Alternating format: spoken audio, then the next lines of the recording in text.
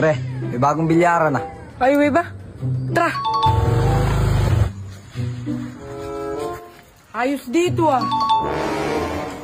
Kuya, magkano yung mesa? Ah, maglalaro ba kayo? Oo kuya, magkano ba? Alin? 8 balls o 9 balls? 8 balls. 10 lang. Ah! Ay, yung 9 ball. 10 din. Ah! 10. Eh paano kung per oras lang tayo? Para di tayo lugi. Eh kuya, magkano yung per oras? Alin? Yung 8 balls o 9 balls? Yung 8 balls po. 50. Eh yung 9 balls ba? 50 din. Para alam mo sanay ako sumutok ng mukha eh. Eh kuya, paano ba laruin yon? Alin? Yung 8 balls o 9 balls? 8 balls nga! Ganito lang naman yung 8 balls. Kukunin mo lang yung pato. Tapos sasarguin mo. Eh yung 9 balls. Sasarguin mo din.